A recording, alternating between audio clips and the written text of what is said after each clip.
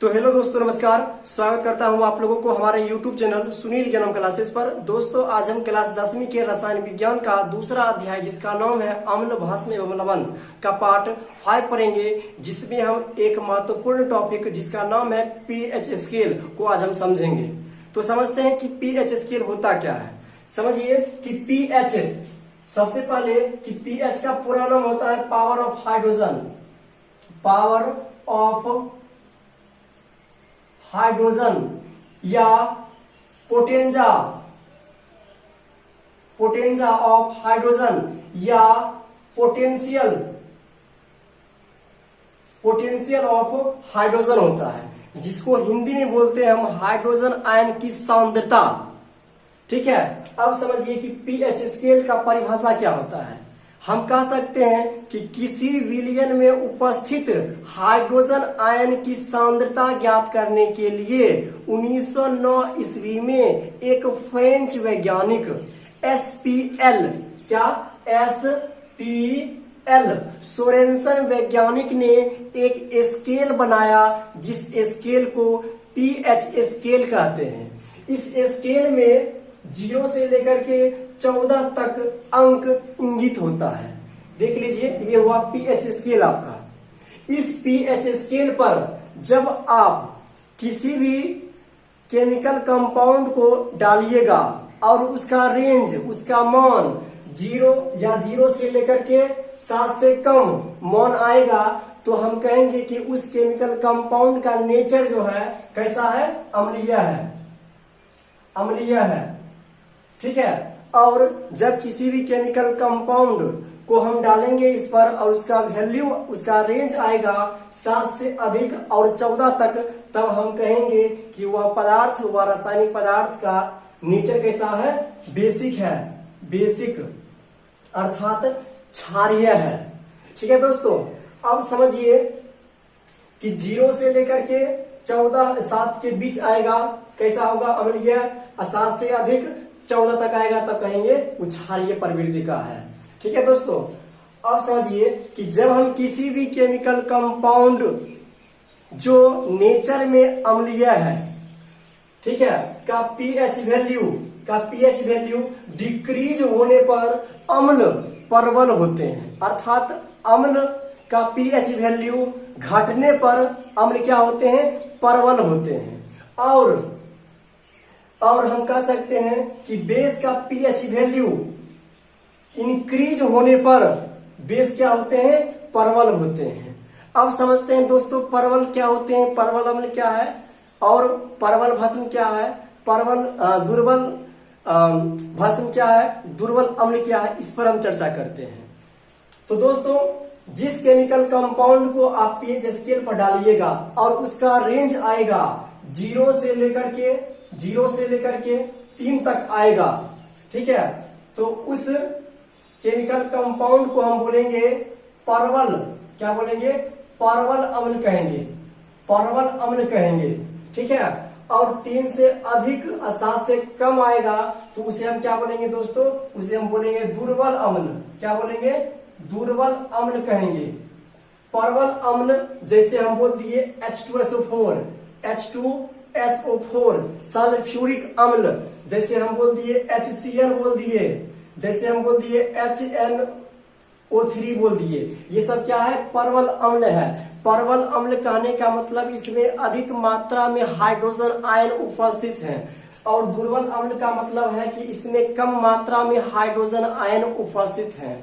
दोस्तों समझिएगा कि जिस अम्ल का पीएच मान जितना कम होता है उसमें उतना हाइड्रोजन आयन, उसमें सर्वाधिक मात्रा में हाइड्रोजन आयन उपस्थित होते हैं।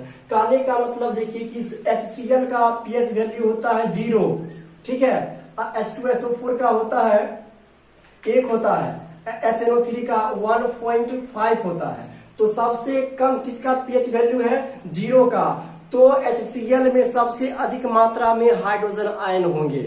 ठीक है दोस्तों, अब हम समझते हैं दुर्बल अम्ल, तो इसमें जो है कम मात्रा में हाइड्रोजन आयन होंगे। जैसे आप समझ लीजिए H3PO4, ठीक है, ये सब क्या है, दुर्बल अम्ल है। जैसे दोस्तों आप कहते हैं कि टमाटर हो गया, अमरूद हो गया, इसमें ऑक्जेलिक अम्ल होते हैं, ठीक है। जैसे टार्ट्रिक अम्ल हो गया, टार्ट्रिक अम्ल जो इमली में पाए जाते हैं, ये सब क्या है, दुर्बल अम्ल है।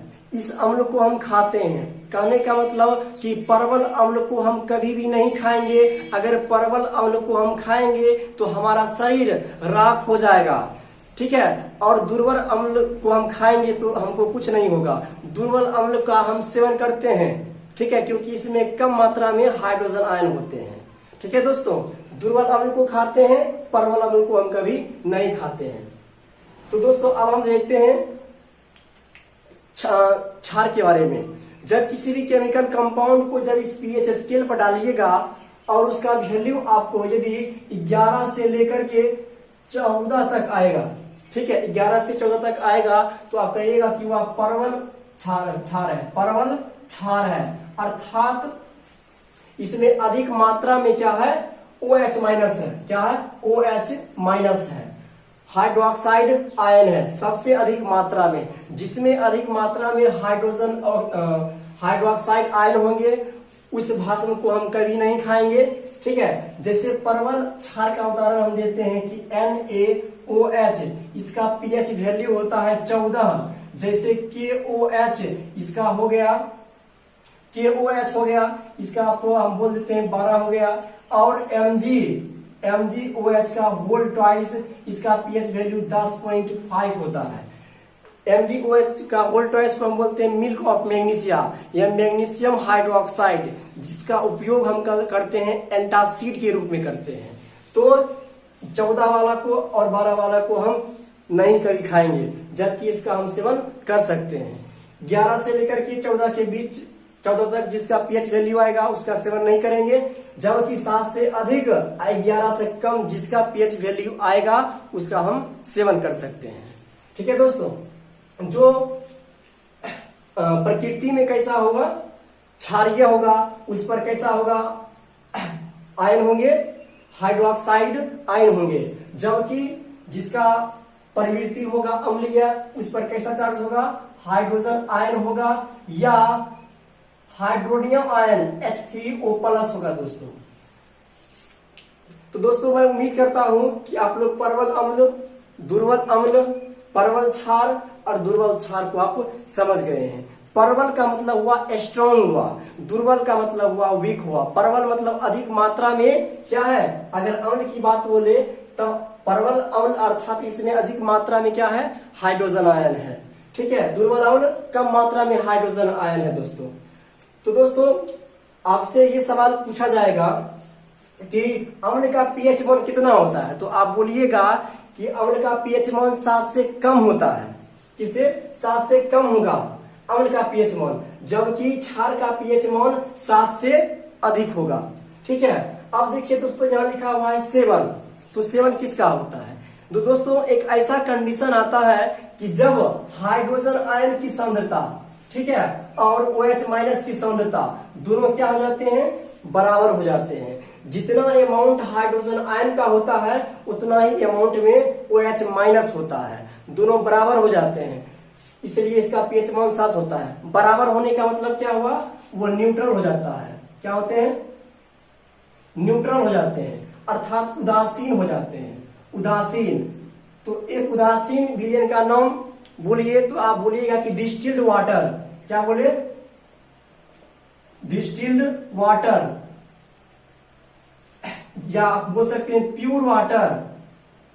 प्योर वाटर जिसको आप बोलते हैं शुद्ध जल, और डिस्टिल्ड वाटर जिसको आप बोलते हैं आसुत जल। आसुत जल का उपयोग सीसा संचायक बैटरियों में किया जाता है दोस्तों। तो दोस्तों मैं उम्मीद करता हूं कि आप लोग pH स्केल को समझ गए होंगे। तो आप कहेगा कि बताइए कि 7 किसका pH मान होता है, तो आप बोलिएगा कि लवण का pH मान कितना होता है, 7 होता है।